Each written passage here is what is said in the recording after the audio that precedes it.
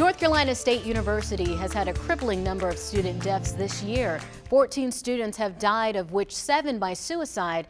This void is felt by students, parents, and the community, which warrants a closer look to see what can be done to help students who are struggling.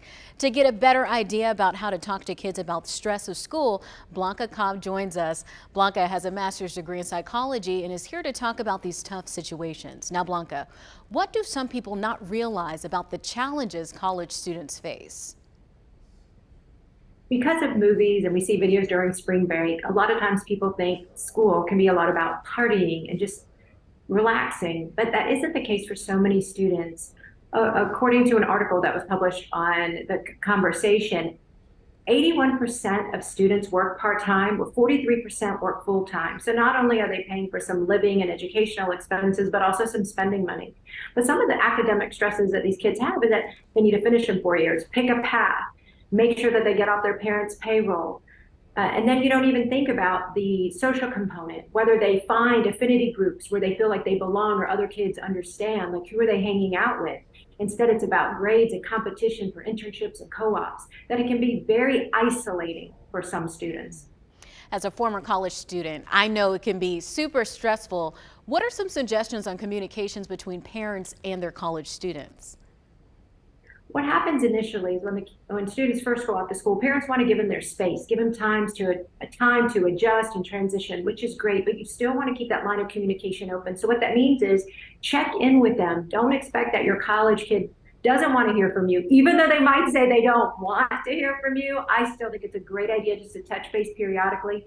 Let them know that you're there, that you're available to talk through some situations, let them know that you love them. But when you're talking to them or hanging out or spending some time together, make sure not everything is about school. And are you taking the courses that you need? And are you going to graduate on time? Or what happened with this professor? That's too much. What they really need, they need a safe haven where they can talk about what's pressing, but then also have fun and relax, because they need to see that you're relatable as a parent. Because the more comfortable they are with you and the more they feel like you understand them, the more likely they are going to talk to you. And that's what parents want. If you have that line of communication open, it makes it easier to help your student when a problem arises. So how does a parent talk to their college student about their concerns?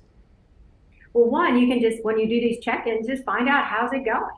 And a lot of times, if you leave it open-ended, they'll walk through that door and they'll share what's on their mind. Or if they drop little hints, oh, I'm struggling with statistics, for example, periodically you can ask, hey, how's that statistics class going?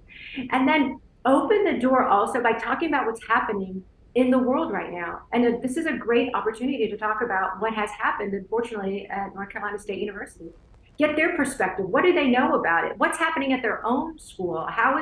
What resources does their own university or college have for students? See what they're saying and their friends, because it really gives you a lot of information. And one of the biggest things is to let your kid know that they're not alone, that you're there to understand and have that communication, and then help them solve problems. For whatever reason, when kids leave home and they're an adult because they're 18 and they're transitioning, whether it's work or college, they feel like they have to do everything by themselves. Adult means isolation, and it doesn't. They can reach out to help them problem solve, because and one of the most important lessons, I think, and this is something I teach my own children, there's more than one way to solve a problem. When you have that mindset, then you're able to look at a situation from different angles and different possibilities, and then it doesn't weigh as heavy if you only think that there's one solution. Very great advice. Definitely needed during these times. Thank you so much, Blanca. You can continue the conversation with Blanca on her Facebook page, Blanca Cobb, Body Language Expert.